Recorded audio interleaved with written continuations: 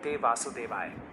जय श्री कृष्ण। आप सभी का हार्दिक स्वागत है श्रीमद् भागवत महापुराण की इस पावन और दिव्य यात्रा में।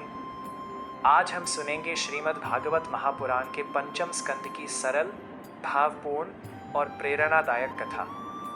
पंचम स्कंद हमें सिखाता है कि मनुष्य जीवन केवल भौतिक सुखों के लिए नहीं, बल्कि आत्मज्ञान, भगवान की भक्ति और मोक्ष की प्राप्ति के लिए मिला है।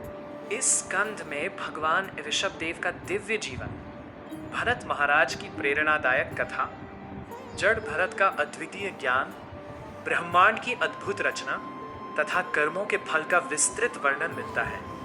आइए श्रद्धा और भक्ति के साथ इस दिव्य कथा का शुभारंभ करते हैं। भगवान ऋषभ देव का दिव्य अवतार स्वयंभू मनु के वंश में राजा नाभि और उनकी धर्मपत्नी मेरु देवी राज्य करते थे। दोनों भगवान विष्णु के परम भक्त थे। उन्होंने पुत्र प्राप्ति के लिए अनेक यज्ञ किए और भगवान की आराधना की। उनकी निष्काम भक्ति से प्रसन्न होकर भगवान विष्णु स्वयं उनके पुत्र के रूप में अवतरित हुए। यही दिव्य अवतार भगवान ऋषभ देव कहलाए। भगवान ऋषभ देव ने बचपन से ही असाधारण गुणों का परिचय दिया। वे धर्म, ज्ञान, करुणा और वैराग्य के मूर्त स्वरूप थे। समय आने पर उन्होंने राज्य की बागडोर संभाली और अपनी प्रजा को न्याय, सत्य और धर्म के मार्ग पर चलाया। उनके राज्य में किसी को भय नहीं था, किसी को अभाव नहीं था और सभी लोग धर्म का पालन करते थे।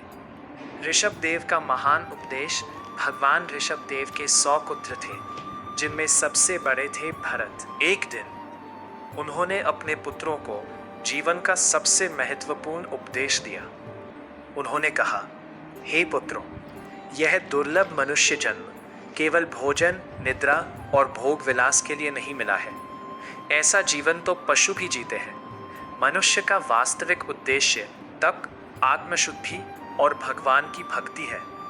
उन्होंने आगे कहा, महापुरुषों की संगति करो, संतों की सेवा करो, अपने मन और इंद्रियों को भगवान की भक्ति में लगाओ, तभी जन्म मृत्यु के चक्र से मुक्ति प्राप्त होगी। यह उपदेश आज भी श्रीमद् भागवत के सबसे महत्वपूर्ण आध्यात्मिक संदेशों में से एक माना जाता है। ऋषभ देव का वैराग्य राज्य की व्यवस्था स्थापित करने के बाद भगवान ऋषभ देव ने अपना समस्त राज्य अपने ज्येष्ठ पुत्र भरत को सौंप दिया। इसके बाद उन्होंने संसार का त्याग कर दिया।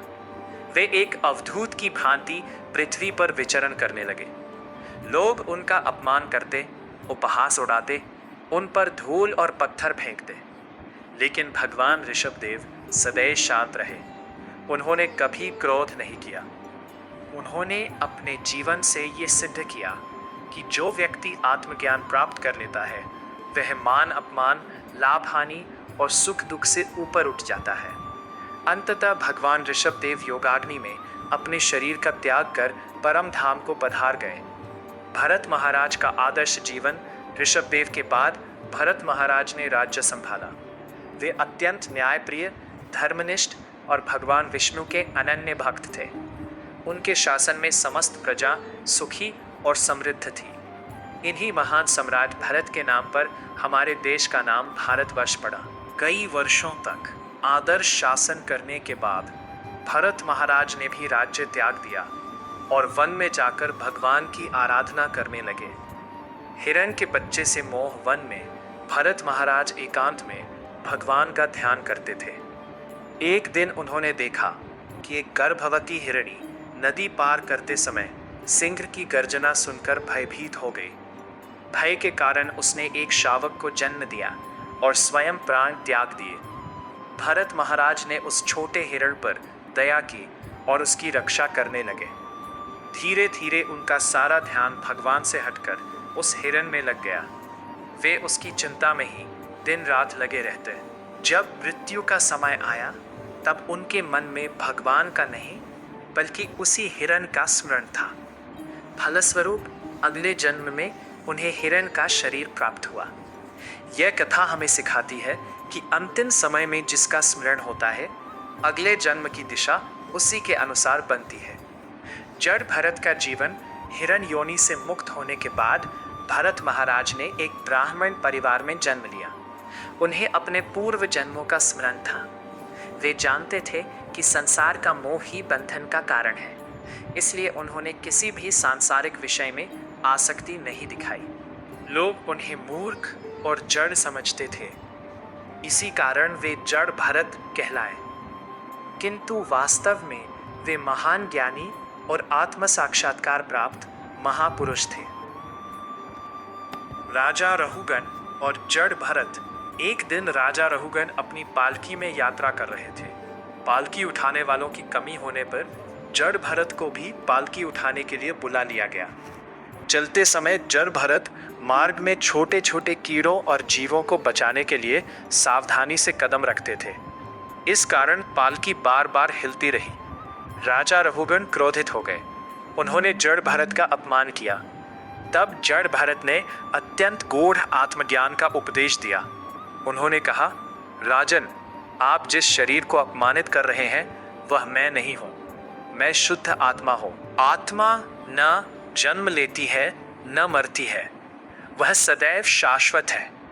उन्होंने आगे कहा, अहंकार ही मनुष्य को संसार के बंधनों में बांधता है। जो स्वयं को शरीर मानता है वही दुख पाता है। यह सुनकर राजा रहुगन का अहंकार समाप्त हो गया।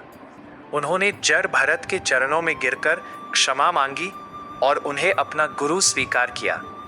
ब्रह्मांड की अद्भुत रचना पंचम स्कंध में भगवान की अद्भुत सृष्टि का भी विस्तृत वर्णन मिलता है। इसमें जम्बूद्वीप, सप्तद्वीप, सप्त समुद्र, मेरु पर्वत, सूर्य, चंद्रमा, ग्रहों की गति और विभिन्न लोकों का वर्णन किया गया है। यह वर्णन हमें यह अनुभव कराता है कि संपूर्ण ब्रह्मांड भगवान की दिव्य व्यवस्था से संचालित हो रहा है। हर ग्रह, हर तारा और प्रत्येक लोक भगवान की इच्छा के अनुसार अपने अपने कार्य में लगे हुए हैं। नरकों का वर्णन पंचम स्कंद के अंतिम अध्यायों में विभिन्न नरकों का वर्णन मिलता है। यह वर्णन केवल भय उत्पन्न करने के लिए नहीं है। इसका उद्देश्य मनुष्य को अपने कर्मों के प्रति जागरूक करना है। जो व्यक्ति हिंसा, छल, कपट, चोरी, अन्याय और अधर्म करता है उसे अपने कर्मों का फल अवश्य भोगना पड़ता है। लेकिन जो व्यक्ति भगवान का नाम स्मरण करता है, धर्म का पालन करता है और दूसरों के प्रति दया रखता है, वह परम गति को प्राप्त करता है। पंचम स्कंद से मिलने वाली शिक्षाएं इस दिव्य स्कंद से हमें अनेक अमूल्य शिक्षाएं प्राप्त होती हैं। मनुष्य जीवन अत्यंत दुर्लभ है, इसे भगवान की भक्ति में लगाना चाहिए। संसार का मोह आध्यात्मिक प्रगति में सबसे बड़ी बाधा है। अंतिम समय का स्मरण जीवन की दिशा निर्धारित करता है। आत्मा अमर है और शरीर नश्वर। अहंकार छोड़कर विनम्रता अपनानी चाहिए। संतों की संगति जीवन को पवित्र बनाती है। भगवान की भक्ति ही जन्म और मृत्यु के चक्र से मुक्ति का मार्ग है। समापन। प्रिय भक्तों, श्रीमद् भागवत महापुराण का पंचम स्कंध हमें सिखाता है कि संसार में रहते हुए भी भगवान का स्मरण कभी नहीं छोड़ना चाहिए।